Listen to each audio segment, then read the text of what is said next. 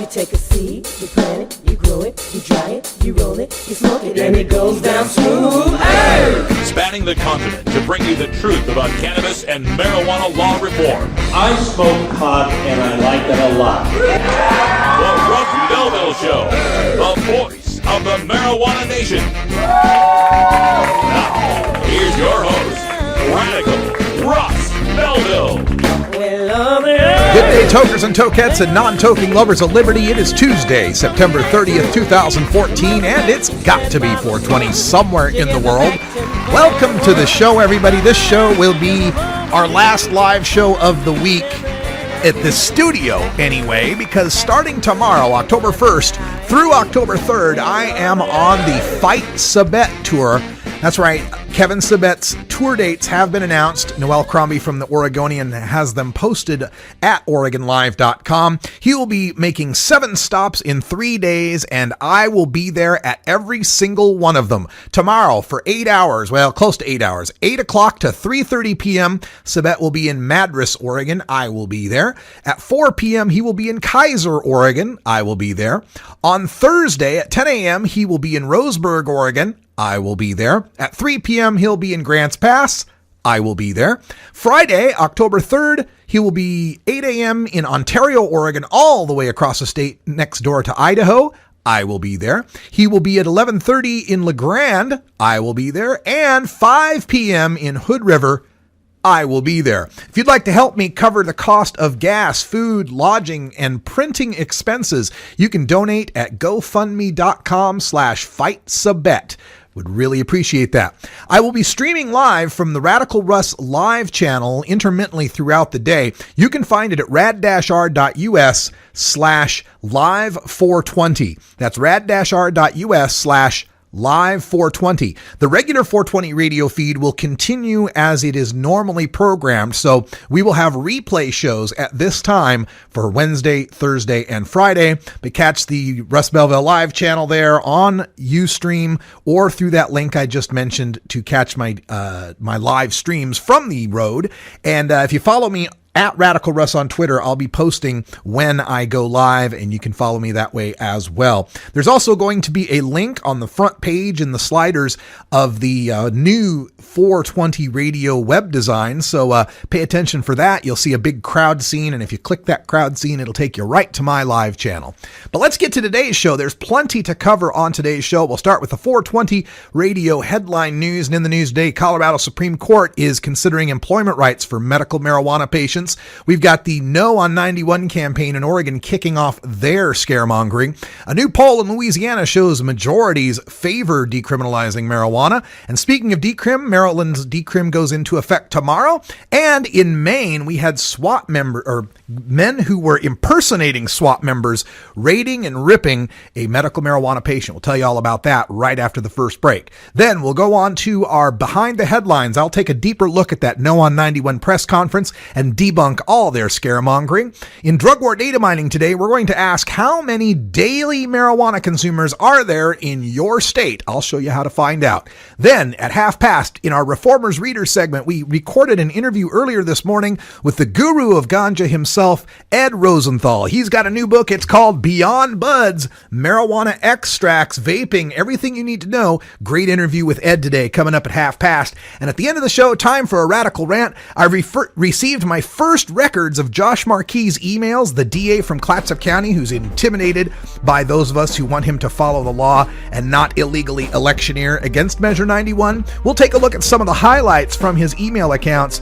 And in hour 2, we're taking on Oregon's stoners against legalization, who just reared their ugly heads in the paper just this week. It's a big show. Let's get ready. I'm Radical Russ. We're back right after this with the news. Stick around.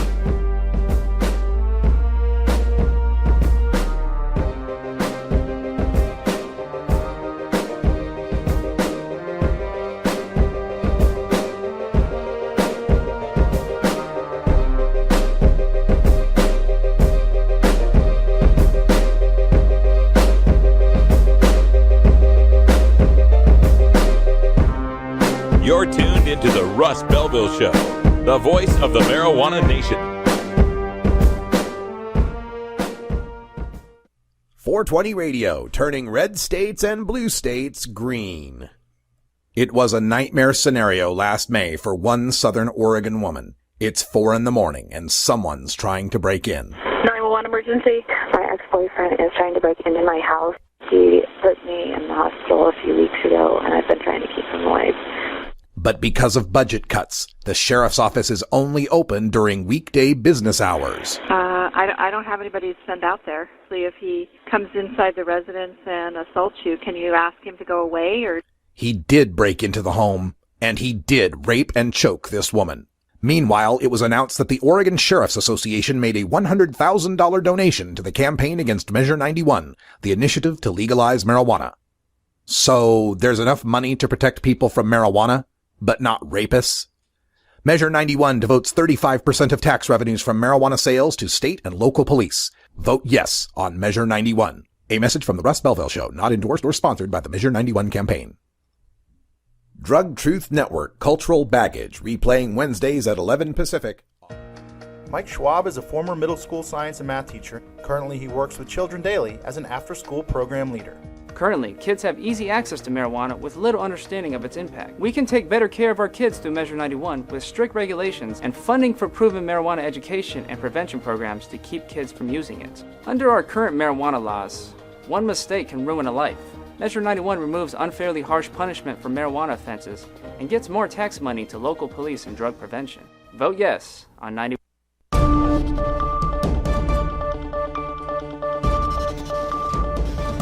It's time for the 420 Radio News, covering the latest headlines in consumer cannabis, medical marijuana, and industrial hemp.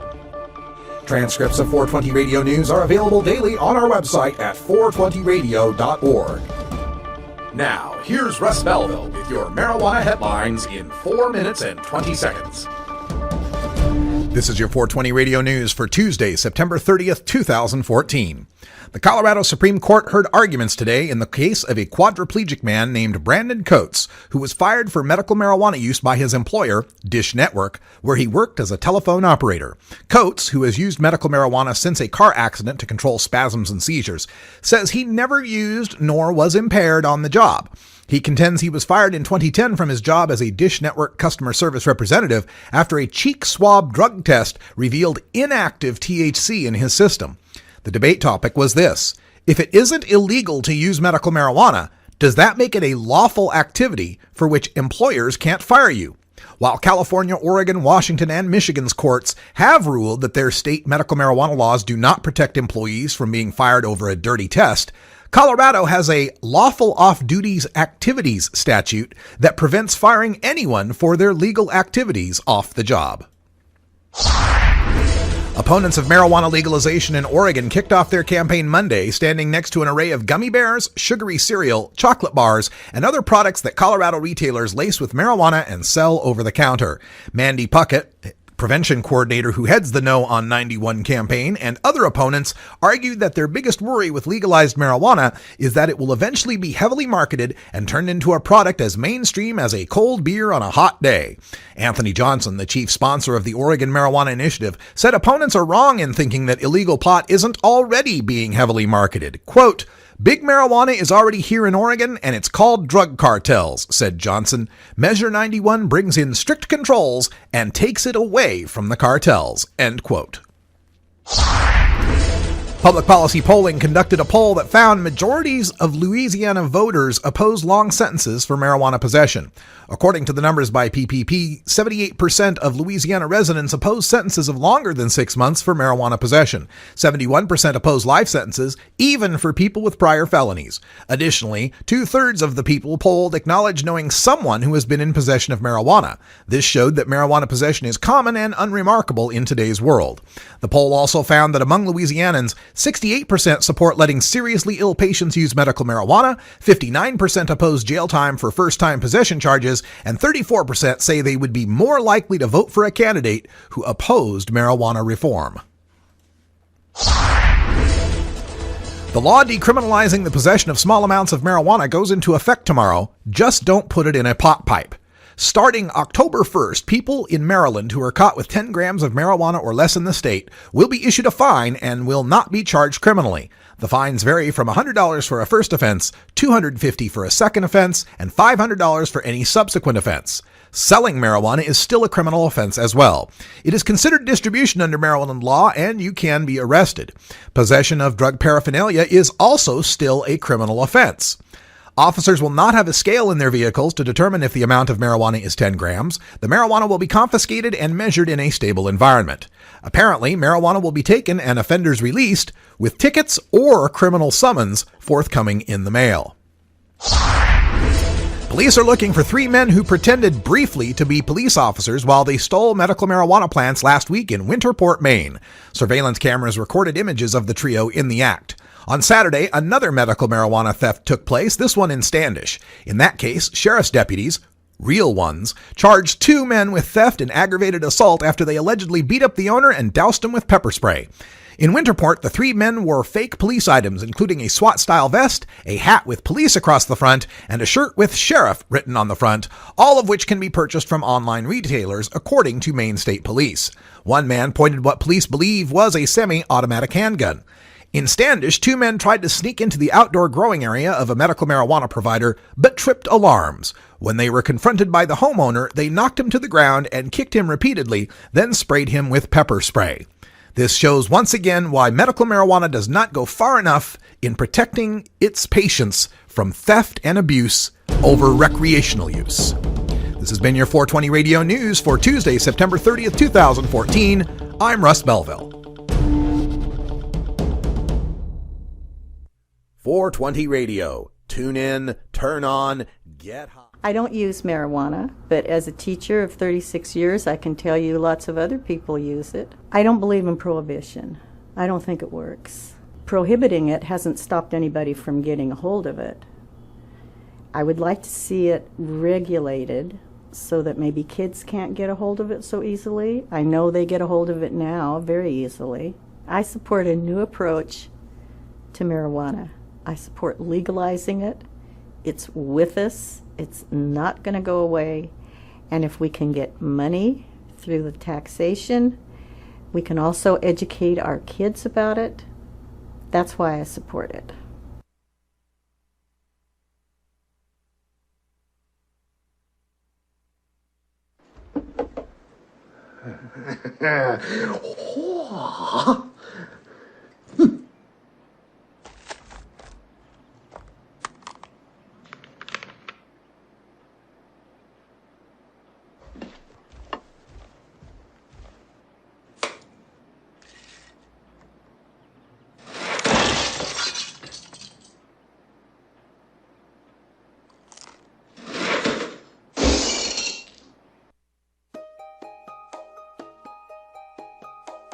Hi, I'm Richard Harris. I'm the former director of addictions and mental health for the state of Oregon. Drug treatment and prevention are woefully underfunded right now. Measure 91 will better fund drug treatment and prevention programs.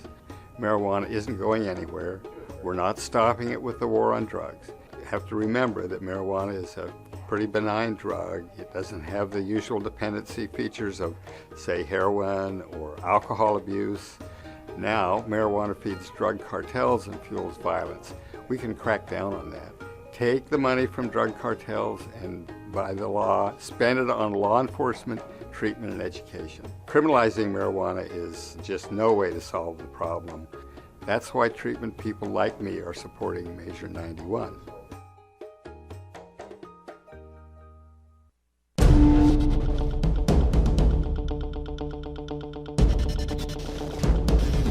Welcome back, everyone. 14 after the hour. Time for us to go behind the headlines. And the headline today is right here from Oregon, where marijuana legalization opponents open campaign attacking pot products attractive to children. And in this story, we get this big old picture as well. And let's see if I can get this on the screen for you. There she is. This is Mandy Puckett. She usually works as a prevention coordinator for, I forget which county, maybe it's Deschutes or Jefferson, I can't remember which one. Usually that's her job, but they've given her a leave of absence so that she can head up the No on 91 campaign, which already sounds a little bit fishy to me. Isn't it interesting how in Alaska, the head of the No campaign was given time off from her job as well, still able to draw a salary from her job while volunteering to oppose marijuana legalization? I don't know if that's the same situation with Mandy Puckett, but it seems to be.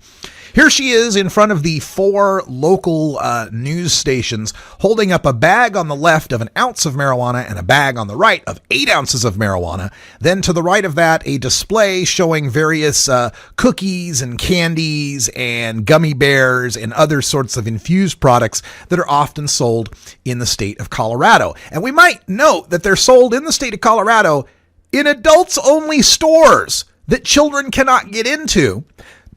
And when the authorities conducted a sting recently where they sent underage narcs in to try to A, get into a pot shop, and B, buy something, they had a 0 hit rate. None of the pot shops failed the test. All of them carded the kids and would not let them in or would not let them buy. Now, meanwhile, they did a similar sting for alcohol out there in Colorado and found that like 28 restaurants and bars that they found were openly giving kids alcohol and serving them. But there's another quote in here in this story from Mandy Puckett, the anti-91 head here, that really tells us exactly what this fight is all about. Here's the quote. "I don't want my kids to grow up in a place where this is normal." And she's referring to the candies and the cookies and the infused products. "I don't want my kids to grow up in a place where this is normal." And that just shows you, it just highlights how much of this is a culture war and how much of this really is about enforcing social mores and cultural norms, much more so than it has anything to do with public safety or the children. Mandy Puckett wants her children to grow up thinking that people that use marijuana are dirty and disgusting and have a habit or an addiction, people that need to be avoided, people that need to be rehabilitated, people that need to be ticketed and fined and possibly locked up in a cage so that she can keep some sense of normalcy for her kids.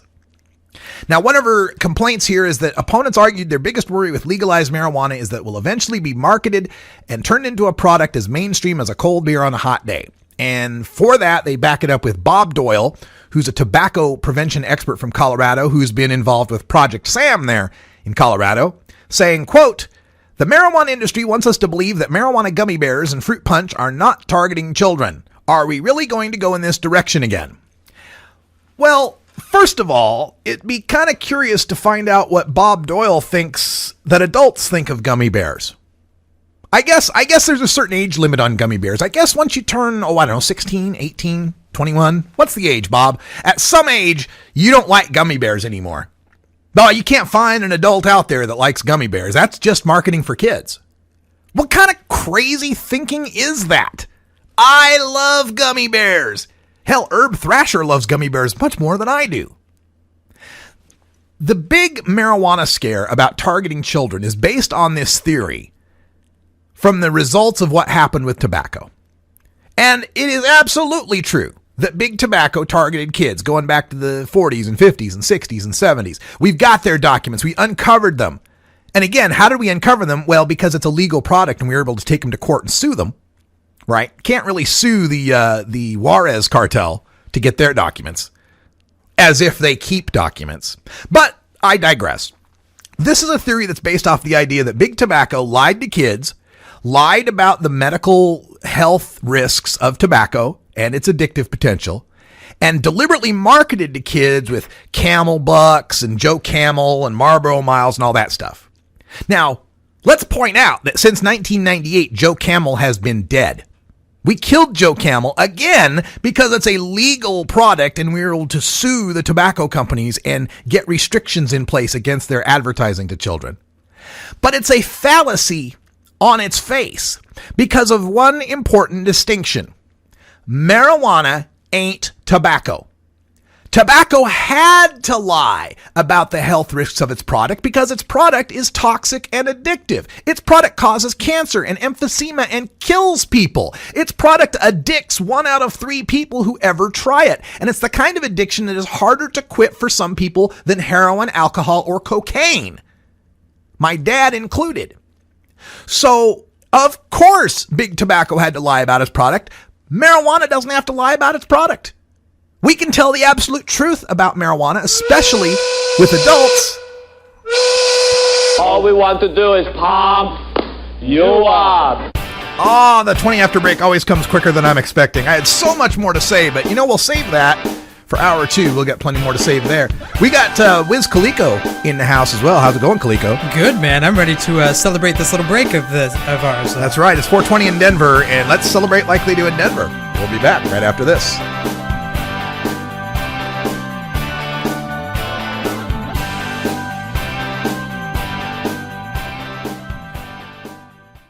.420 Radio, the world's voice of marijuana legalization. At Herbie's Cannabis Seeds, we pride ourselves on bringing you the best quality seeds from the world's most respected cannabis seed producers, all at the lowest online prices. You can find Herbie's Seeds at herbiesheadshop.com. All cannabis seeds are sold as souvenirs and as a means of preserving cannabis genetics. Herbie's Seeds in no way intends to condone, promote, or incite the use of illegal or controlled substances. We strongly urge all prospective customers to check their national laws prior to placing an order. Herbie's Seeds at herbiesheadshop.com. Proud sponsors of the Russ Belville Show and 420 Radio. Herb Thrasher Flower Hour every Friday at 5 and 8 Pacific on 420radio.org. Are you a hypocrite? If you live a closeted cannabis lifestyle, you are. Read about 7 people living a closeted cannabis lifestyle who are on the verge of coming out in The Hypocrites by Mara K. Eaton. Available at areyouahypocrite.net. You can purchase the book on Amazon and Barnes & Noble, also available on iTunes. Check out Mara K. Eaton on Facebook as well. Learn more at areyouahypocrite.net.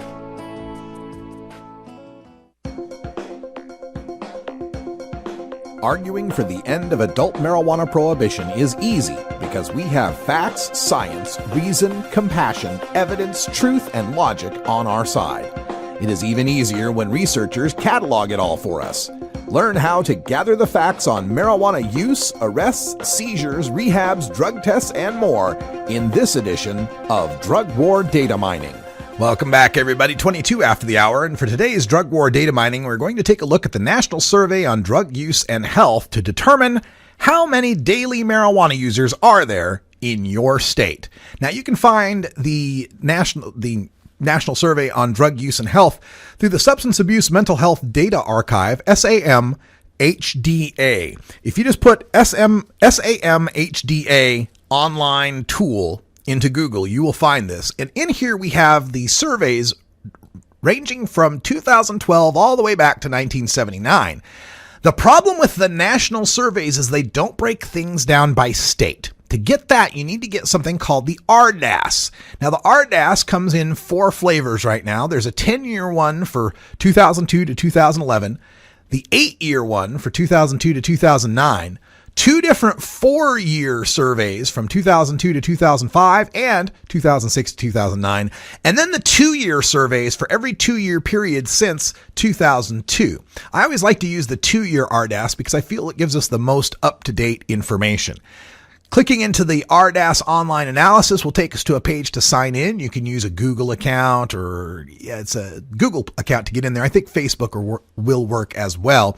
And this will take you to terms of use. You have to agree to the terms of use, just like most websites. And now we will get into where we can start setting up some of the data terms that we're wanting to look for. Let me magnify the screen just a little bit so we have a little more to show you. All right, so the National Survey on Drug Use and Health, 2-year RDAS, and along the side, like we've seen before, we have the variables that we can select. And from this, we're wondering how many people are daily marijuana smokers in our state. Well, the first thing we're going to have to do is to figure out how do we get our state. There is this set of variables here called state and region. If we open those up, there's one called state. Now, the problem with the state variable is you need to know what number matches your state. And if you click on the variable, you will get a listing that will tell you all the different states. So you can pick your state out. And in the case of Oregon, our state is number 41. So if we go back to the RDAS and we put into our control variables are what we use to be able to filter what we want. We can type in state. State will appear as one of the variables, and then 41 parentheses will give us the results of people just from the state of Oregon. And let's see if we can get that. Oh, I'm sorry, selection filters. That's what I was looking for, not the control. State of 41. All right, so state 41, and then we want to know their marijuana use. Now, that comes from some of our imputed substance use variables, and we can see this recency of drug use. This gives us cigarettes and cigars and all sorts of stuff, smokeless tobacco, chewing tobacco, alcohol, and then we get down to marijuana, and here's a variable called IRMJRC, marijuana recency. If we click on that, we can see that marijuana recency comes up and tells us that we have 3 values within the past 30 days, within the past year, more than a year ago, and never used. So let's just take a look at what that looks like in the state. Oops, make sure you keep that page open, would help. Let's see if we can get that. So we'll use the IRMJFY variable. Let's see, they get that recency of drug use again back up. So IRM, where'd you go? Marijuana, there we are. So we get our marijuana IRMJRC. We can drag that into the row got to pick that, got to type that. IRMJRC as our row variable, and state of 41 in our selection filter. Scroll down a bit on the page, and we can run the table, and we'll get the information we were looking for. From the 2-year state RDAS, what we see is that within Oregon, 9.6% of the people used marijuana within the past 30 days. And I need to move the window over a bit so you can see that.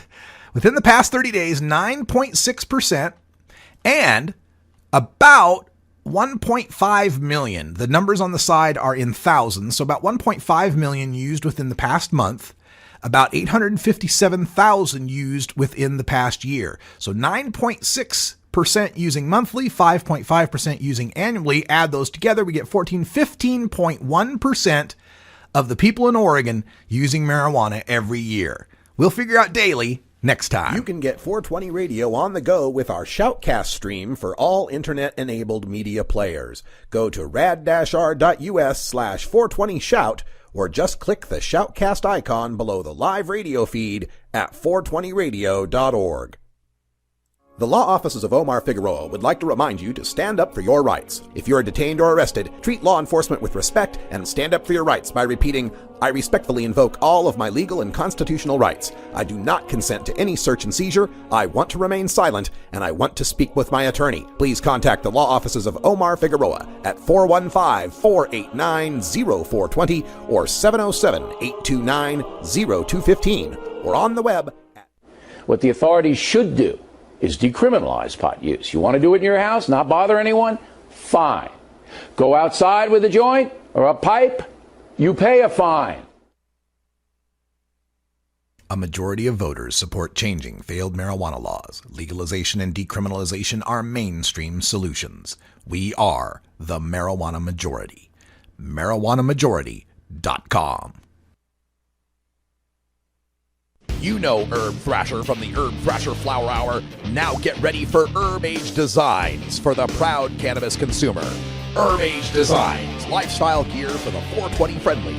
Herb Age Designs. We've got Frisbee golf discs and durable hemp gear. Herb Age Designs. We've got shot glasses, drinking glasses, coffee mugs, and beer cozies.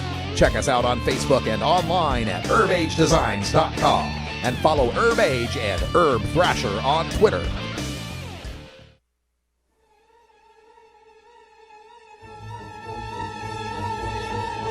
The best weapon you can have in the Prohibition War is your mind.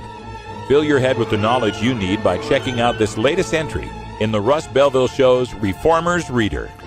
Earlier today, I got the chance to speak with the guru of Ganja, Ed Rosenthal, by telephone about his new book, Beyond Buds, all about marijuana extracts. Check it out.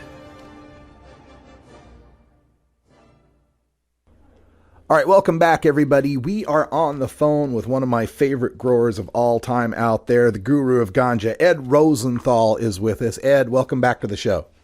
My pleasure to be with you. You know, the new book, I've got it right here in my hands. It's called Beyond Buds, Marijuana Extracts, Hashing, Vaping, Dabbing, Edibles, and Medicines.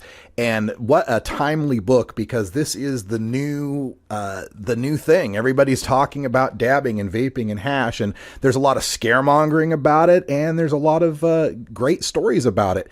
Give us your take on Beyond Buds and why this book is so important.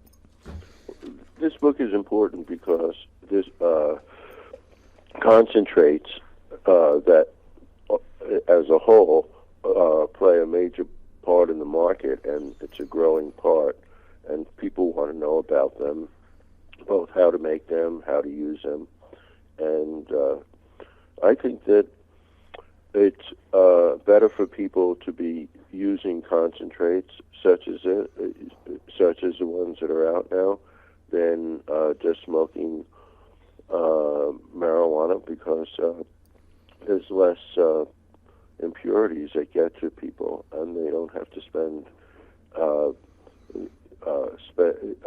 take as much energy to their lungs to get the substance. Do you think, Ed, that, you know, someday guys like you and me, guys our age, are going to be kind of the old school where we used to smoke flowers, and there'll be a time when everybody's just using concentrates?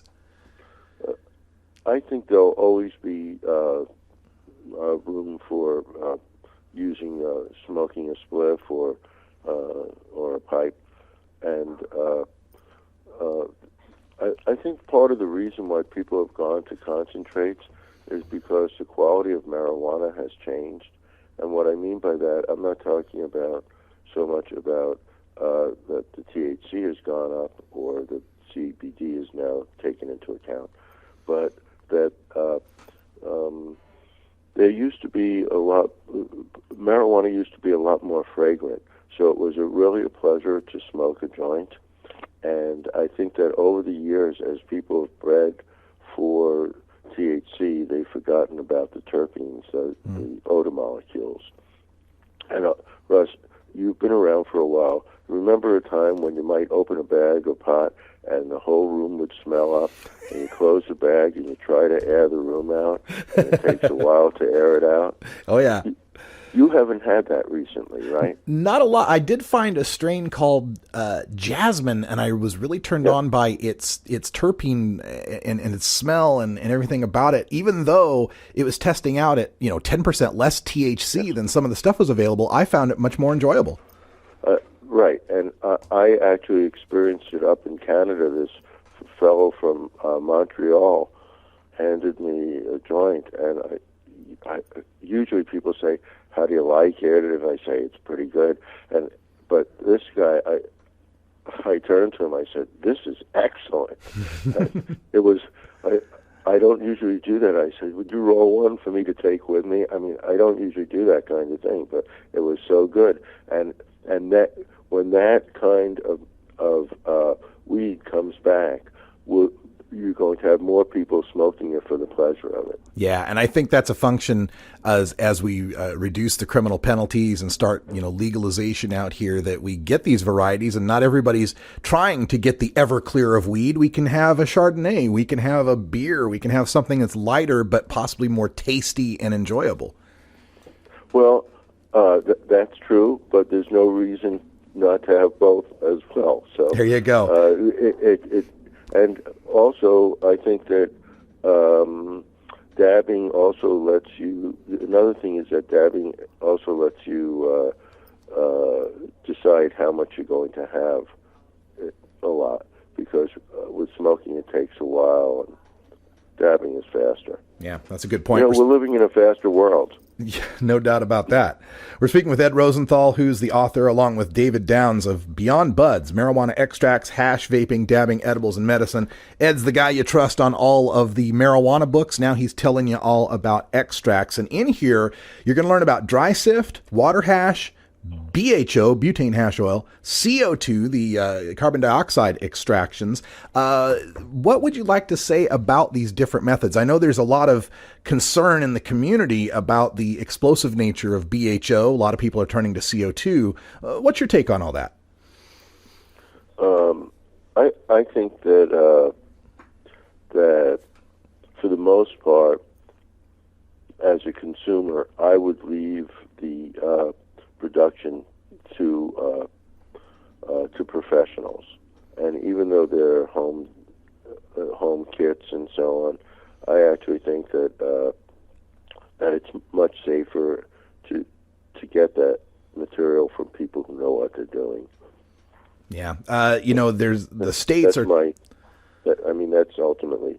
Now people are going to do it, and there are CO2 kits. For instance, Eden Labs and others have them, and they all work. And but they're more of an investment. It's like it's the equivalent of setting up a grow room in terms of an investment. Or more. So you really have to, in order to get a good rig, you're going to pay. You really have to be, unless you can afford expensive hobbies, it's going to be you going to have to want to really be into it in order for it to pay for itself. Good point. And, another aspect of dab culture that sometimes raises eyebrows is the dab rig, the blowtorch, the kind of the scary optics of that. What do you got in this book as far as teaching people about the different ways to be able to use concentrates? Well, we talk about vape pens and all kinds of different dabbing devices. And I think dabbing is going to evolve from torches to electric devices. Mm-hmm. Whether we're talking about the dab rig or a vape pen, all of those are based on electricity. And so, if you have an electric dab rig, and that's, it doesn't have that kind of weird cultish look that, heating a dab with a torch does. So, it's just plugged in and it's ready to go. Yeah, it's amazingly convenient. Yes. Another aspect of this, Jacob Lavaro in Texas is this young man who got busted for making pot brownies, but he made them with hash oil, and under Texas law, hash is different than pot, and he had faced life in prison because of this. What are the reasons why someone would want to make edibles using hash oil or hash rather than making the old-fashioned way with decarboxylated bud? Less taste. Yeah. Less taste of grass. It might, and it's a convenient. Some of the best cookies that I ever had were made where the person used grass as part of the flour constituent. First, so I'm not putting down using grass itself in there. But if you want less taste and a sort of a more sophisticated edible, then you're going to try to get a pure THC or CBD. I see. And, it warms my heart to hear someone call it grass, Ed. I love that. Yeah. We're speaking with Ed Rosenthal, the guru of Ganja. His new book is Beyond Buds, Marijuana Extracts, Hash, Vaping, Dabbing, Edibles, and Medicine, co-written with the excellent David Downs, who's a producer of the Hash podcast and writes out there for a lot of different outlets. Another question I wanted to get to, Ed, is, I just want to mention that it was a pleasure working with David. Oh, yeah. He's fantastic. And yes. Another question I wanted to get to is, as we are evolving in our laws here, of course, Oregon's trying to pass legalization, Alaska's trying to pass, Washington's going to pass it, D.C. without sales. You've been working on something called a Marijuana User's Bill of Rights as maybe a template or a guideline for how we should go about legalizing. Tell folks a little bit about that. Well, we've had a number of different regimes of legalization. There's a faux or fake legalization in Washington in which everything's illegal except buying an ounce or less and possessing that. But if you buy an ounce and a half, then then it's a misdemeanor. And if you buy 2 ounces, it's a felony. And so's cultivation and a whole host of other things. And then they have that DUI thing up there. They're not enforcing it now, but the cops will get around to it. So, and then we have California's and Colorado and so on. And so I came up with what I thought was a basic Bill of Rights, and there are 7 points to it.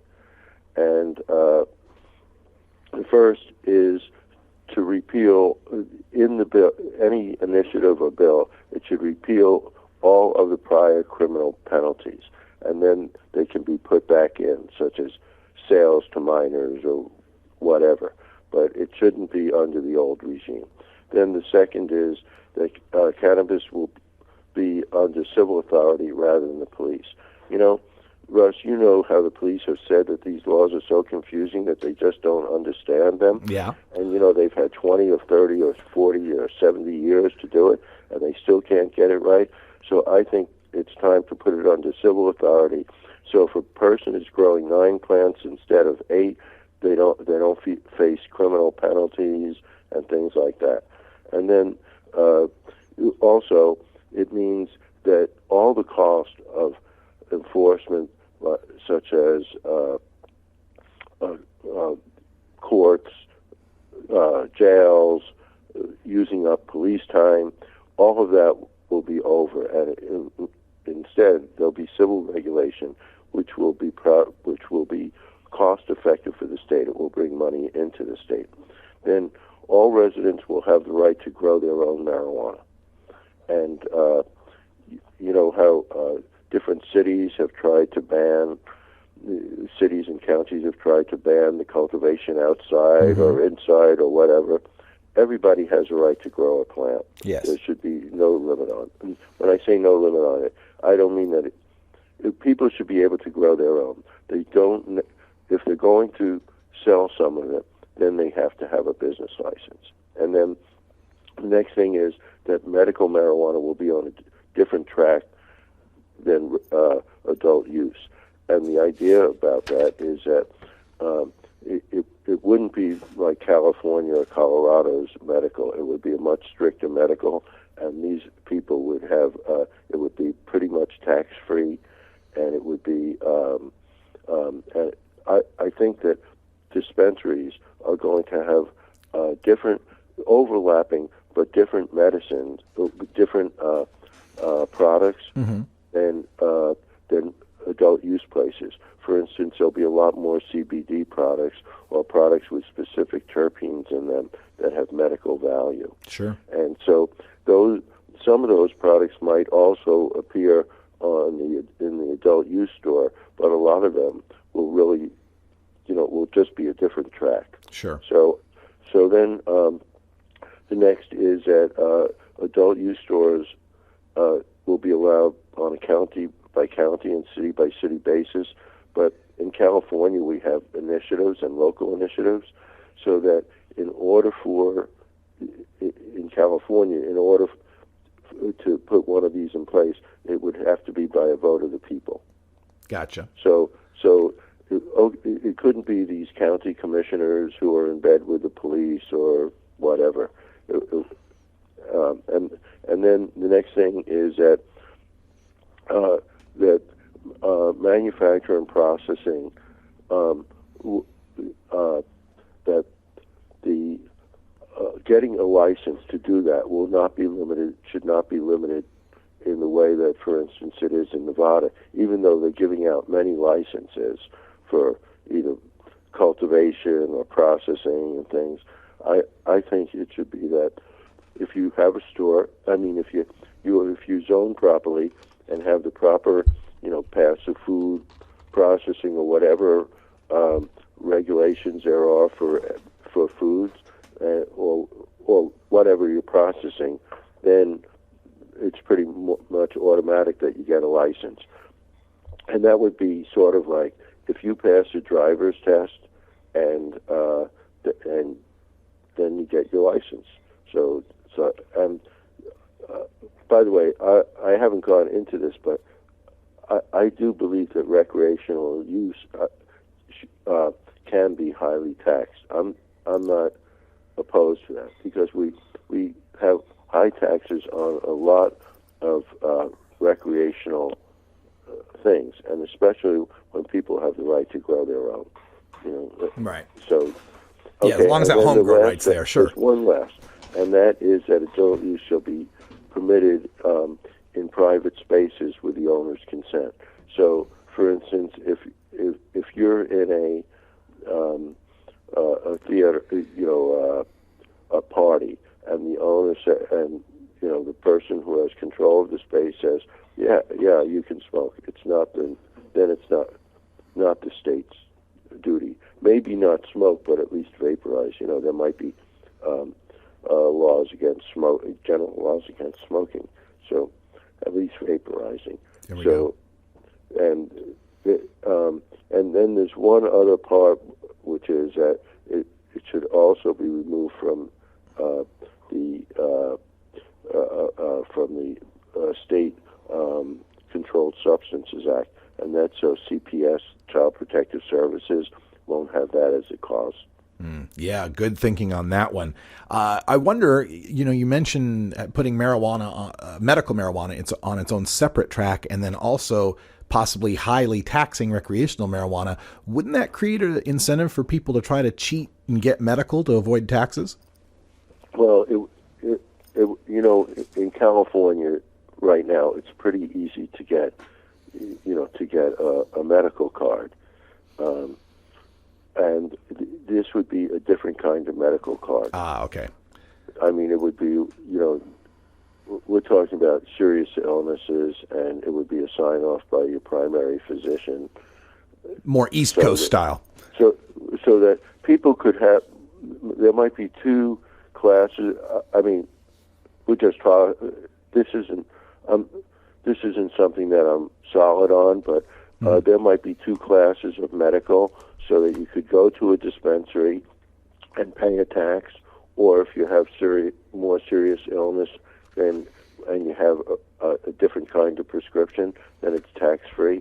And that would be like the difference between over-the-counter drugs and prescription drugs. For instance, in California, there's no tax on prescription drugs, but if you buy aspirin over-the-counter, then there's a tax on it. Gotcha. All right. The book is Beyond Buds, Marijuana Extracts, Hash, Vaping, Dabbing, Edibles, and Medicines by Ed Rosenthal. The Marijuana Bill of Rights, also, User's Bill of Rights, is available at edrosenthal.com. This book comes to us through Quick Trading Publishing, or Quick American Publishing at quicktrading.com. Last word, Ed, anything else you'd like to tell our listeners? Fight for your rights. Right on. Thank you, Ed Rosenthal, Guru of Ganja, for joining us here on the Russ Belville Show. Have a great day.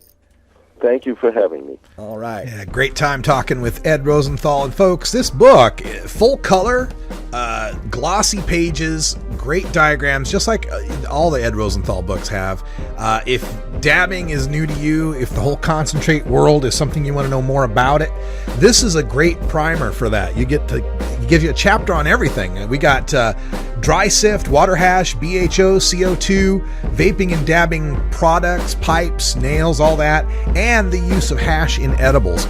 Ed Rosenthal's Beyond Buds, Marijuana Extracts, Hash, Vaping, Dabbing, Edibles, and Medicines at your bookstores now, on Amazon.com, or check out edrosenthal.com. We're back with the rant right after this. We've got Josh Marquis emails to read. Ha ha ha!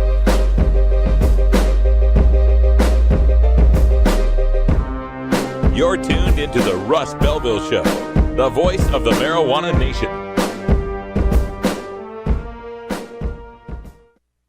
You can get 420 Radio on the go with the TuneIn Radio app for all mobile platforms. Go to rad-r.us/420tunein or just click the TuneIn Radio icon below the live radio feed on 420radio.org. Adam Hand of Handmade Apparel produces quality custom designs for t-shirts, hats, and other apparel. Handmade Apparel is the official design shop for 420 Radio among many clients who rely on Adam Hand for everything from short-run custom projects to full-run clothing lines. Visit handmadeapparel.biz to browse the selection of handmade gear or to get a personal quote for your own designs. Handmade Apparel, a proud supporter of 420radio.org.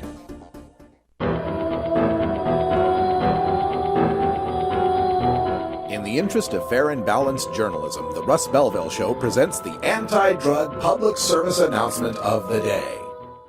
Once again, folks, item J343 is the Surfing Monkey Coin Bank. It's great for graduations, wedding gifts, and I believe we sold out on this one last time, so please do not let this one pass you by. Now let's go to caller Scott in Nashville. Hello. Now, Scott, I understand you just bought 15 of our Surfing Monkey Banks. Is that true? Yeah.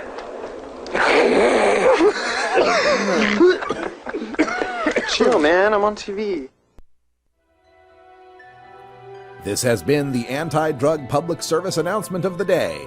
To cure this sort of reefer madness, listen to the Russ Belville Show every weekday on 420 Radio. If you look at the projected tax revenues in Washington State and in Colorado and also nationally, Colorado 67 million, Washington 560 million, a hypothetical look more nationally $5.8 billion. What do you make of that, Dan? Well, you know, I think the taxation revenue is the icing on the cake. I mean, for most Americans, the reason that they want to tax and regulate marijuana, again, is to no longer arrest and prosecute adults for using something that's safer than alcohol.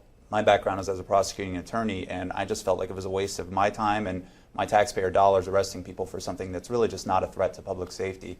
So if we can, you know, take revenue away from drug cartels and reallocate law enforcement resources and do all of those things, that makes sense. And if we can maybe collect some tax revenue on top of that, then that's icing on. You can't handle the truth. Entirely legitimate topic for debate. You have offended my family. Hey, this is great, man. And you have offended the Shaolin Temple. One major responsibility is to encourage people to use less drugs. I know nothing. I support a change in law to end federal criminal penalties for possession of up to 1 ounce of marijuana. We don't need no stinking budget. Homosexuality, immorality generally. How in the century you have slurred the meaning of the words we, the people. Be warned, this is not your mother's marijuana. You could ask yourself a question. Do I feel lucky? Well, do you, punk? I want to ask you a bunch of questions. I want to have them answered immediately. Surely you can't be serious. I am serious. And don't call me Shirley. Radical Rant. All right, folks, welcome back. Just a reminder, there will be no live shows Wednesday, Thursday, or Friday on this channel, as I will be touring Oregon, shadowing Kevin Sabet and the so-called marijuana education tour that's making 7 stops in 3 days. I'll be following along, and if you'd like to help fund my gas, food, lodging, and other expenses, you can go to gofundme.com/fightsabet. As a part of that fight, I've been issuing open records requests to various officials in 5 different counties in Oregon regarding their district attorneys and drug prevention coordinators collusion and conspiracy to produce so-called marijuana educational events, not just this year, but back in 2012 as well, when Measure 80 was on the ballot.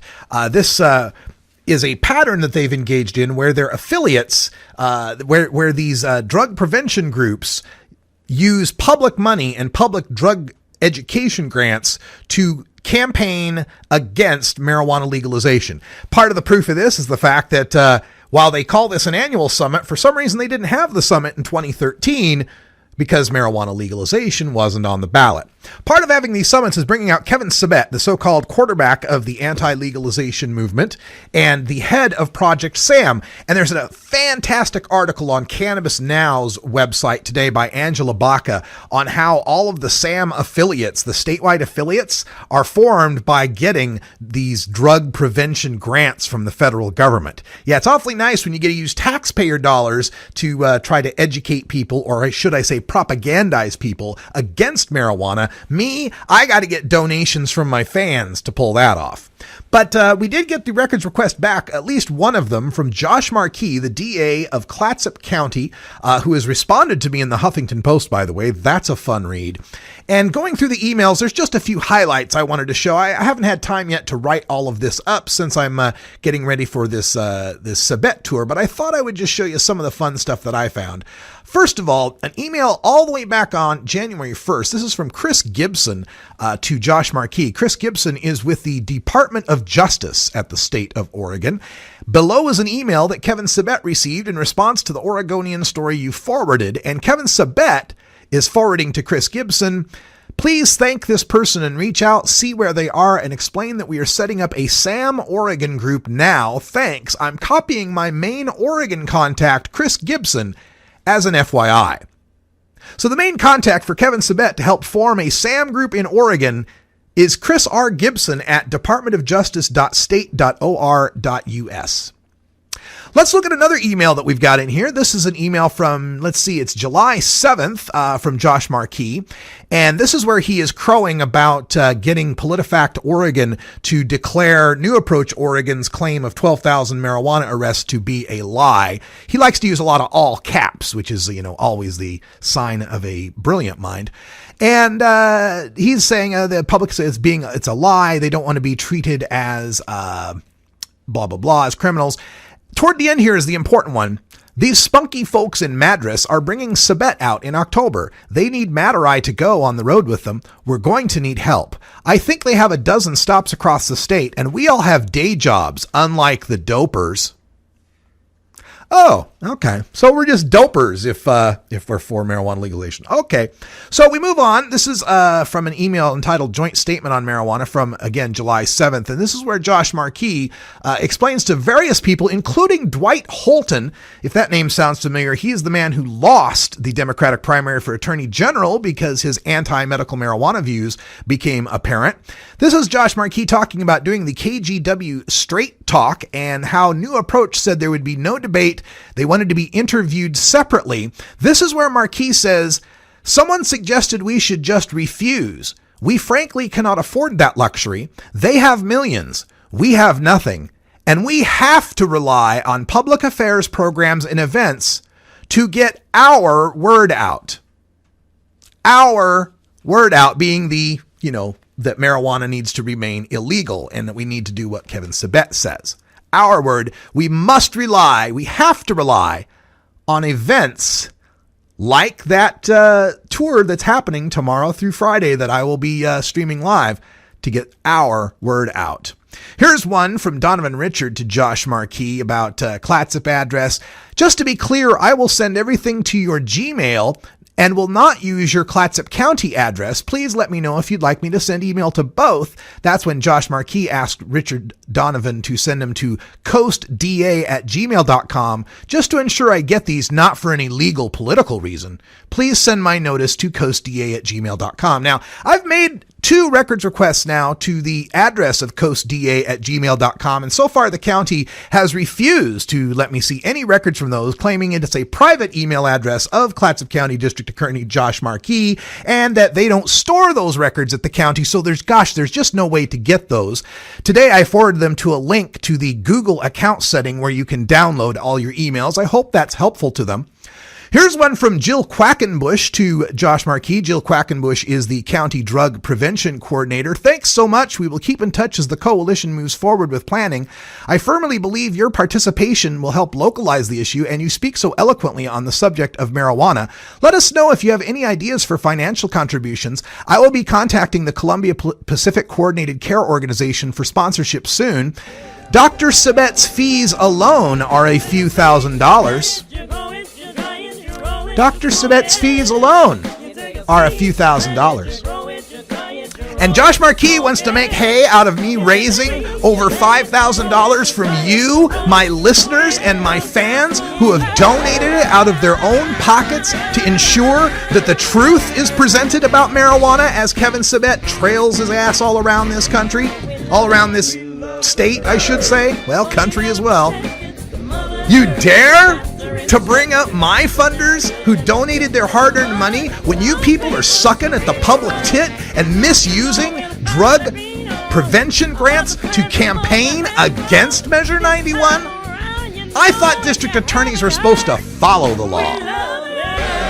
That's all the time we got for Hour 1, but hey, stick around. We'll take this around the corner into Hour 2, Toker Talk Radio, and Wiz Khalifa's here as well. This is the Russ Belville Show. The Russ Belville Show is blogging and podcasting daily at radicalruss.com. You take a seed, you plant it, you grow it, you dry it, you roll it, you smoke it. You take a seed, you plant it, you grow it, you dry it, you roll it, you smoke it.